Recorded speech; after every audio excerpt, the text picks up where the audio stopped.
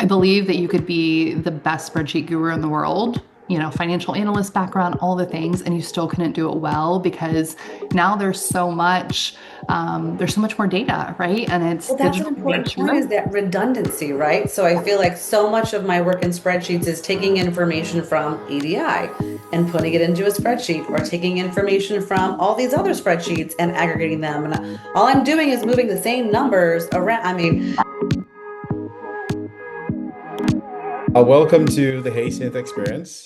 Today, we are excited to have a true powerhouse in the CPG and beauty industry, and also a world-class operator. Our guest has spent over 2 decades building brands, scaling operations, and driving growth everywhere from scrappy startups to Fortune 50 giants across 3 continents. And so, meet Meredith. She is the president of Rose Ingleton MD, a groundbreaking clinical skincare brand. And so, welcome to the show, Meredith. thank you for having me. It's an honor and your kind words. I appreciate it. Of course, we're happy to have you too. So, we're really excited to dive into your incredible journey and hear what's driving innovation, especially in operations in the beauty industry. But before we get started, um, I have a very random question. If Let's your go. morning routine were a Spotify or Apple Music playlist, what would you be listening to? That's a great question. I think it would be two parts. The at home, family getting out of the house part is definitely going to be some kind of chaotic or unharmonic, cacophonous jazz because that's what my home is like in the morning, trying to get everyone out of the dressed and ready for school and out the door. But when I do get to the office or my home office, if I'm home that day, I really like very like background kind of lo-fi down tempo beats. I do like this app called Endo that's kind of supposed to, it's actually AI based and is supposed to like adjust based on your day and your mood and the weather and what's going on. But yes, quite opposites depending on where we are. Okay, cool. So you have a very impressive profile. What is something about you that most people wouldn't guess from your LinkedIn? Sure. I'm mom to an amazing special needs little boy, which is the joy of my life and my other full-time job. And I would say I believe cooking is my main form of therapy. And I reject completely the opinion that there is ever such thing as too much garlic. Yeah, so working across startups and global organizations and even working collaborations with some government entities, I'm curious about the most fun project you've worked on. And I know that's hard over a 20 plus year kind of career, but what is the most fun thing that you've worked on? Yeah, I mean it's a great question. It's hard to choose, I would say, but I mean it's definitely the project that I'm doing right now. It's working with Rose Ingleton MD and my brilliant business partner, Dr. Rosemary Ingleton.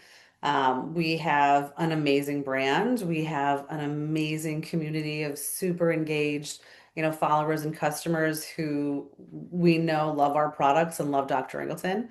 And we have a phenomenal team who makes magic every day with whatever challenges pop up or are thrown. And it's truly an honor and a joy to work. I love what we do.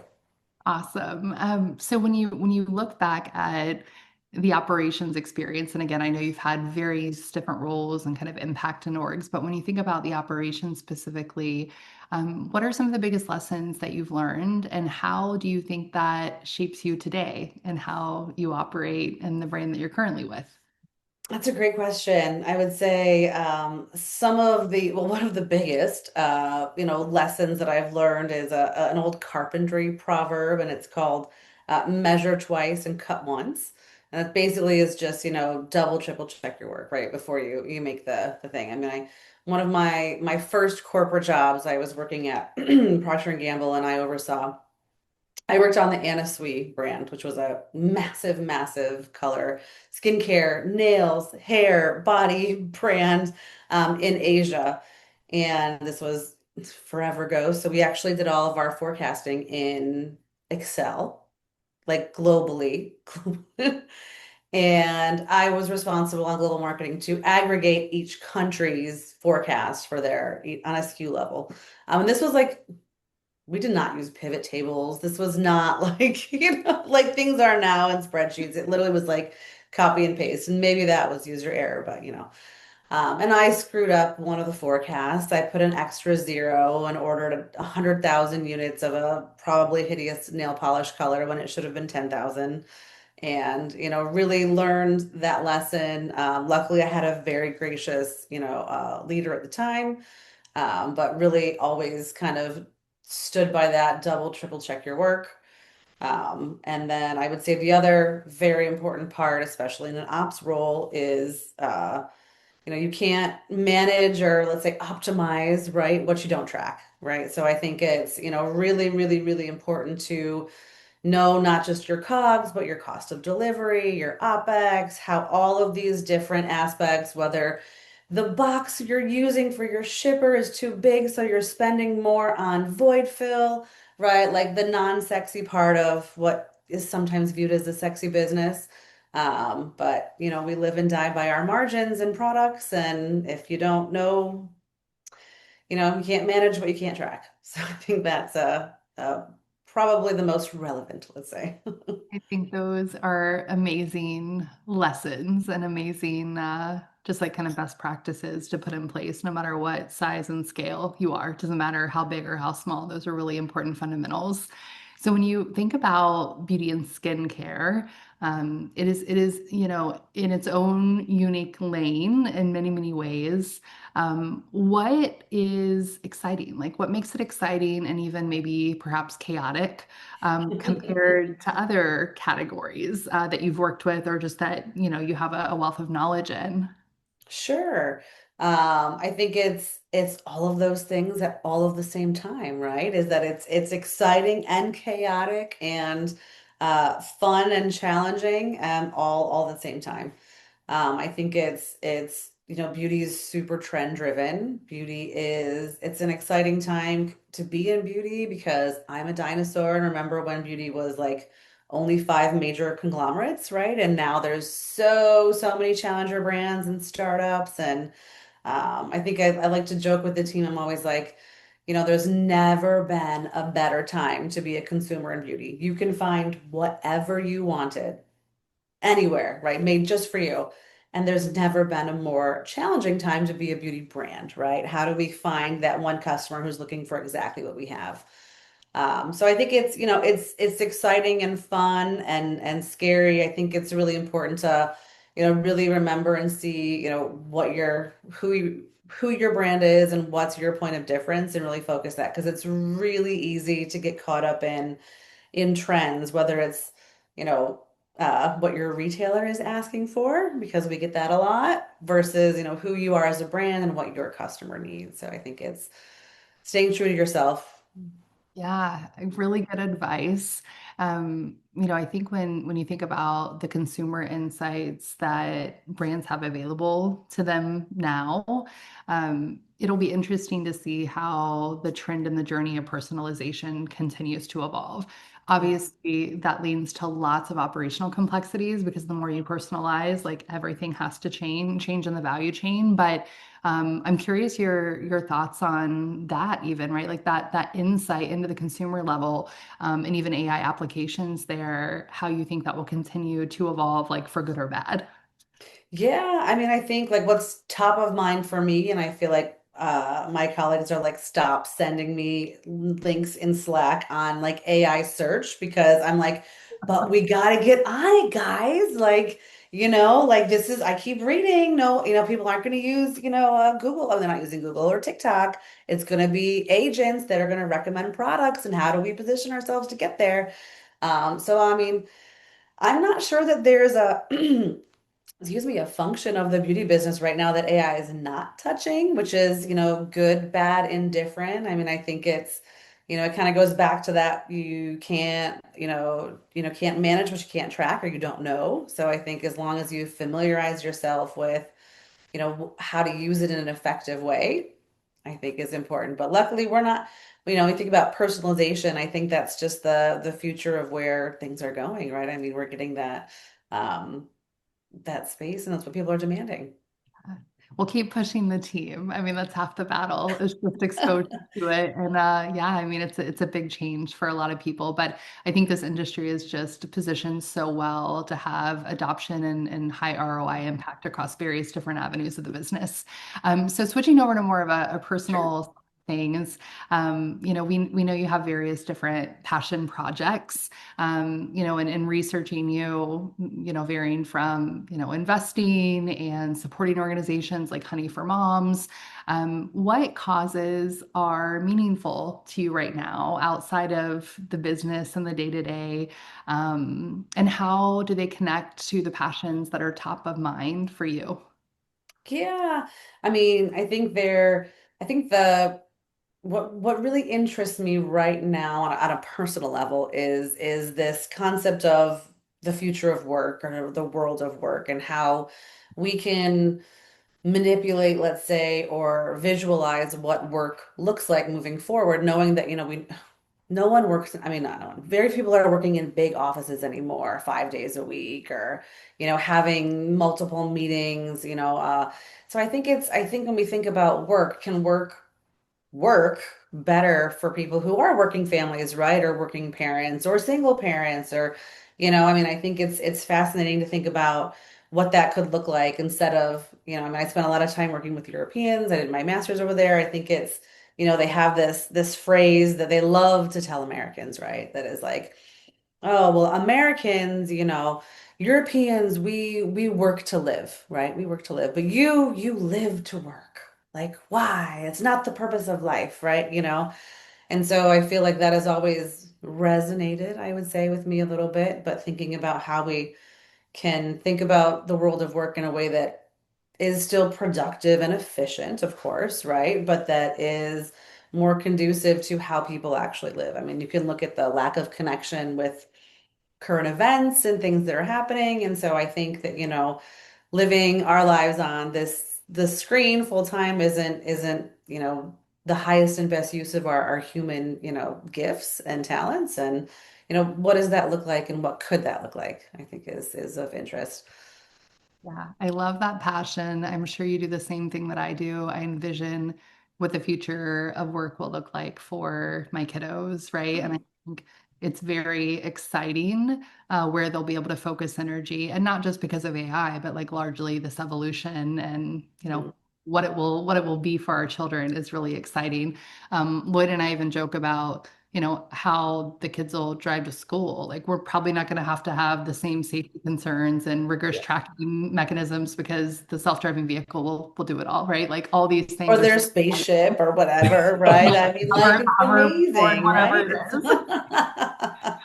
Awesome. Well, thank you for sharing that. I think, yeah, the future of work is something that's very exciting to think about and how we can have, more room for the things that matter most to like our hearts and our passions and how that will hopefully make us all better individuals in the world, a better Yeah. place in the big scheme of things. Yeah, speaking about the future of work, we launched something last week. We probably sent this out to you, so you can go play with it later. Our goal really is to help our users, help brands do more with less and do more in such a short amount of time. So imagine a full work day where you get to be on spreadsheets and all that stuff. You can get Yeah.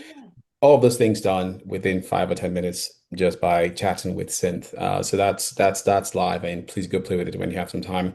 But also speaking about AI discovering products. It's super fascinating, just seeing how things are evolving. We've seen OpenAI launch a partnership with Shopify. We've seen Google launch agent payment protocol. We've seen Stripe, all of these amazing companies launching different plays in agentic commerce. And I'll let you in on the secret. We're actually building something as Please do, well. because I'm terrified. Not terrified, but I'm like, I don't know enough. I need to educate Yeah, myself. Yeah. we're building something that would help our brands also be a lot more visible to AI platforms. So just watch out Cool. for that I will in a few gladly. months. So I mean, you know, beauty, well, founders in general, but most especially in the beauty space, they often start with spreadsheets, then they face challenges scaling operations because it's very difficult to scale with the spreadsheets. So, what do you think makes it really challenging for founders or operators to let go of manual processes? And what do you think shifted your mindset to, to switch into something a bit more automated? Yeah, I mean, that's a great question. I mean, I think it was um, innovate or die a little bit, right? I mean, I think it's, this I live in Detroit. There's the story of like they always tried to, you could either get on a car or you could try to build a faster horse and no one, we know where that how that ended. It's the future of work, right? Number one, and we've heard that for, years now, but I think it's spreadsheets are not made, they're not made to be collaborative, right? They're not made to be, I think they're great, but there's only so much you can do with a spreadsheet and the way that, we use Google, right? So then it's Google for work, and then you have to deal with a bazillion different kinds of permissions, and then it's this, and who owns it, and who gets to access it, and who, it's just not a, then you have Airtable or other ones, right? But it's not a joy, let's say, to use. But your alternative is you can go from, spreadsheets, Airtable to NetSuite, right? So that's also not where I want to be or at a Salesforce or whatnot. So I think it's, we've been really happy using the synth because it is where we are right now. Like you said, it's the goal. I think in our first like intro call, I was like, I'm hoping if we can bring on synth and onboard, I can hold off on hiring another ops person for a little bit to see if I could try and like clean up and I feel like I'm rigorous in my use of spreadsheets and tracking, but still, it's what makes sense to me might not make sense to the team, right? Or any partners or all of my myriad contract manufacturers or packaging providers or whatnot. So I think, and my accountant, let's start there, right? I mean, so I think it's, it's the future of work and it's a way for you to build a foundation for scale, right? I mean, a spreadsheet is not a scalable, um, it's not a scalable model as you look to grow your business. Yeah, Yeah. Meredith, to add to that, I think about how you referenced using spreadsheets for global management at P&G once upon a time, right? Which is just insane to me.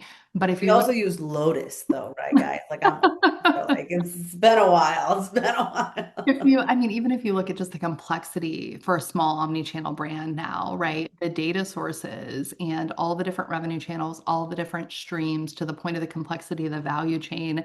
I believe that you could be the best spreadsheet guru in the world, financial analyst background, all the things, and you still couldn't do it well because now there's so much more data, right? And it's Well, that's an digital important point nature. is that redundancy, right? So I feel like so much of my work in spreadsheets is taking information from EDI and putting it into a spreadsheet or taking information from all these other spreadsheets and aggregating them. And all I'm doing is moving the same numbers around. I mean, so yes, yes. So what would you tell other founders and operators that are curious but hesitant about bringing AI into their core operations? How would you encourage them to think about it, not as a risk, but more as a strategic advantage?